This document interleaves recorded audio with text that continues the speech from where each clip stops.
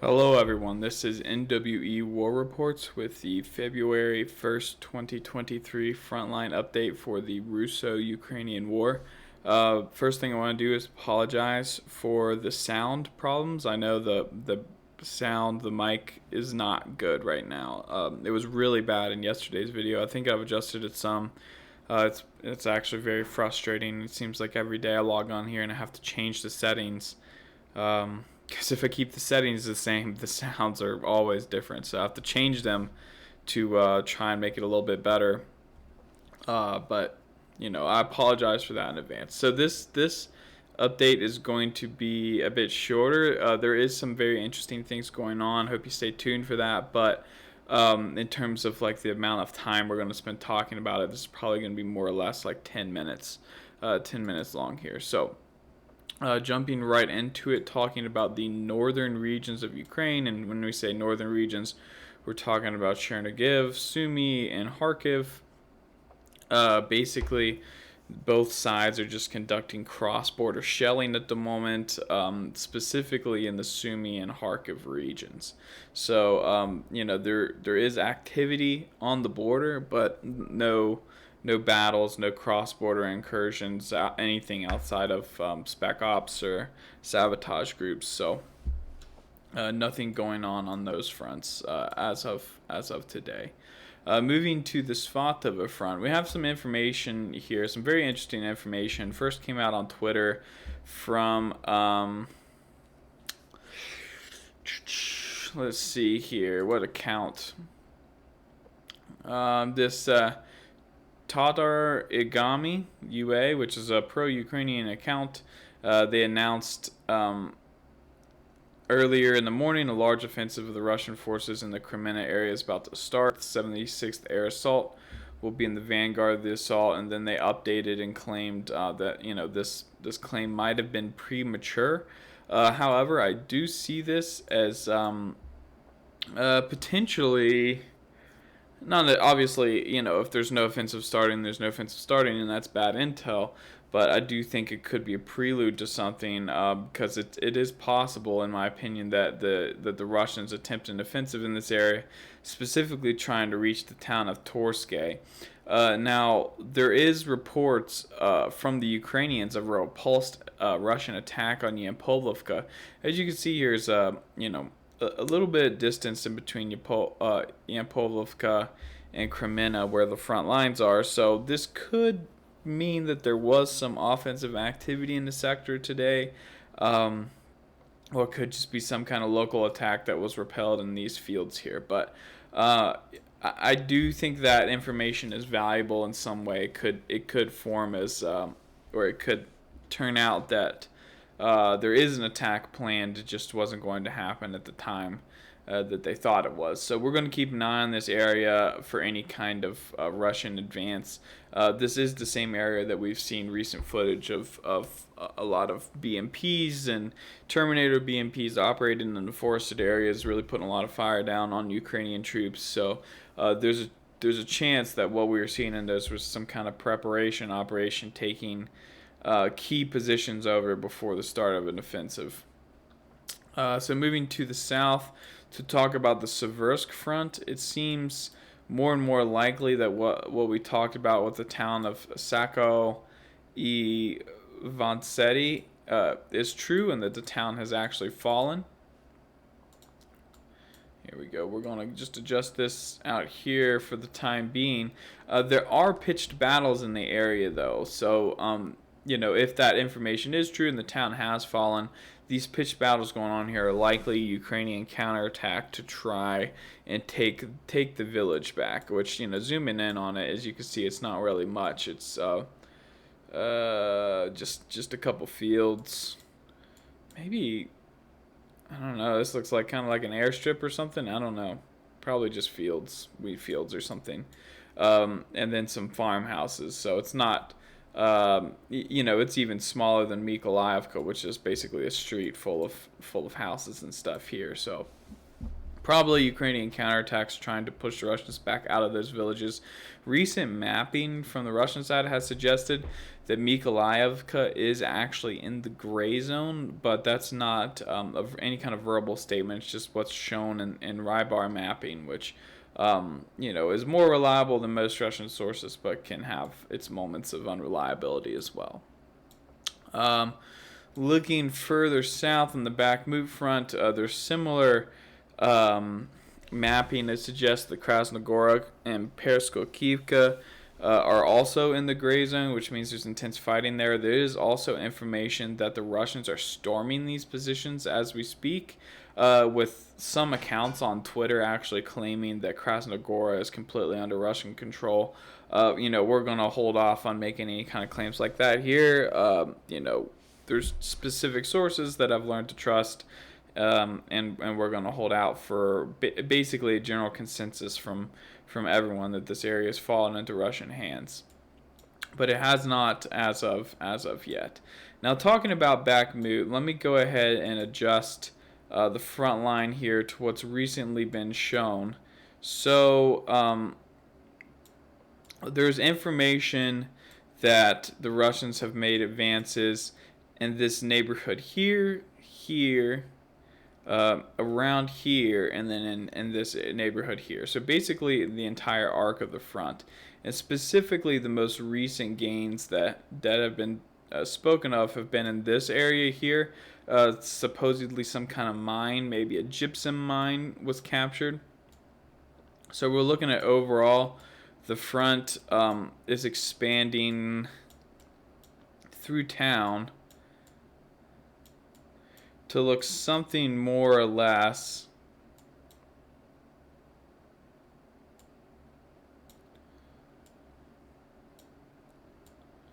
like this.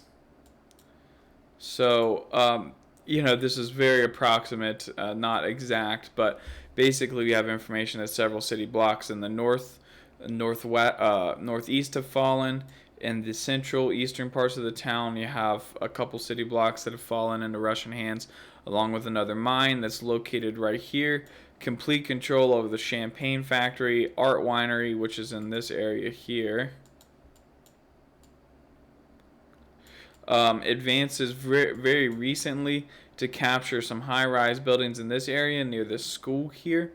And then Wagner advanced through these city streets and through the residential area several blocks as well. So, while Wagner troops have slowed down significantly in their envelopment of the city, they're still making daily progress on that. It does appear like they have taken some of the pressure off of their troops inside of Bakhmut itself, and they are able to move forward. So this is kind of like a give and take situation, for lack of better way to describe it, right? So just real quick, this might extend our video out a little bit, but looking at the situation with Bakhmut, you have a road here, and then a road, I believe it's right here, with a little connector road actually coming off of it right here. So these are the ways logistically into Bakhmut, right? And the idea is that this road and this road are no longer usable because of their proximity to Russian forces, meaning that from where Russian tanks sit in the bushes on this side here, they can actually see movement up and down these roads here and fire at anything that moves on those roads. So the Ukrainian side still uses this one road here. This means that they have a bottleneck in terms of their logistics. Now, the fact that the Russians are placing pressure on the Ukrainians, both to the north and then to the south, means that the Ukrainians have to move their reserves, out of Bakhmut to Chasiv Yar, and then to combat this, or out of Bakhmut and around to combat on this front here. So whenever they do this, they pull forces off the Bakhmut front, and they allow the Russians to capture ground within Bakhmut. Now let's say the Russians start pushing and capturing a lot of ground in Bakhmut. vice versa happens. The Ukrainians move their forces from Chasiv Yar or from Seversk or wherever back into Bakhmut to stop them, and then they leave the flanks vulnerable for another Russian advance on the flanks. So basically, you know, the Ukrainians are having to sacrifice the importance of certain positions on all along the front, and this, you know, of course, movement is advantageous to the side working on the inside, right? So as you can see here, if Russia wants to move troops from the front line in this area here, they have to go all the way out and around here. Whereas if Ukraine wanted to do the same thing, they could just zip straight to the position, right? Or there's a shorter number of road networks to go through. So, you know, Ukraine does have an advantage in terms of movement in a fight like this, but they have pressure in so many different areas, and their logistics are hampered behind their front lines so much that, you know, just day by day that you're losing a spot here, there, and the center. Eventually, if they can't reverse this, it's going to collapse. So, you know, there's my elementary understanding of the logistics in the area. I think a lot of you guys get what I'm saying. Basically, it's, I don't know, it's a very dire situation in the town of Bakhmut at the moment for the Ukrainians. So that being said, there are also pitched battles in the forests south of Chasiv Yar, so in this area here. And there was a claim, and I should mention this, comes from Rybar, which is a pro-Russian source, and they report, or they're saying that reports of Bakhmut and operational encirclement are premature, and the Wagner troops have not yet consolidated control over the southern highway. So, you know, it's important to take that into account, because basically what they're saying is you know, this road here is still partially usable, at least probably at night.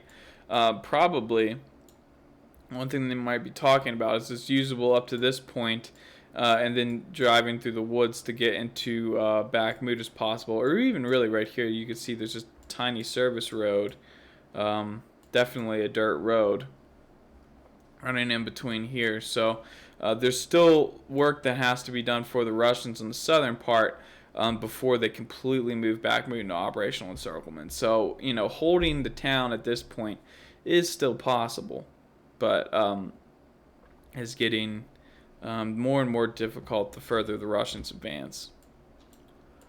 Moving to the south to Vuhledar, and some very, very good news for the Ukrainians here. Apparently, the Russian offensive on Vuhledar has been halted due to bad weather conditions. So, you know, drones can't fly, planes can't fly. There's like basically zero visibility, whether it's a snowstorm or whatever. I'm not exactly sure. That's probably what's going on here. But this definitely has halted the Russian advance and gives the Ukrainians time to re-equip, plug any holes in their line, and get prepared for the next offensive.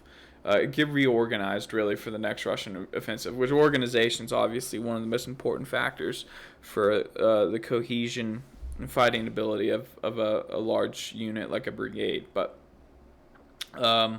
it's very, you know, it's bad news for the Russians, good news for the Ukrainians. Bad weather has stopped the fighting here for the time being.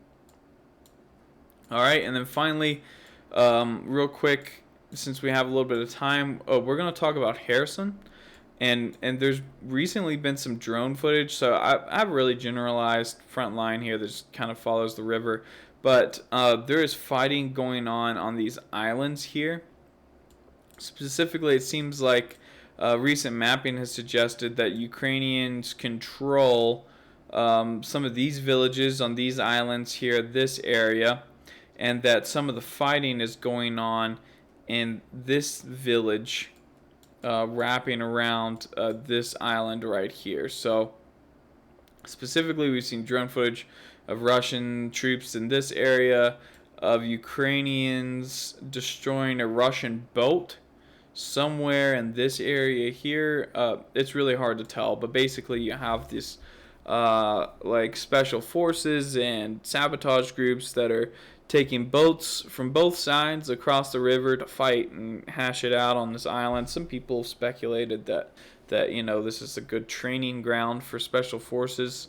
It's a part of the front that no one's really paying attention to. It's kind of small. It's a small area. Difficult for both sides to get to. Both sides have to get to this island by boat.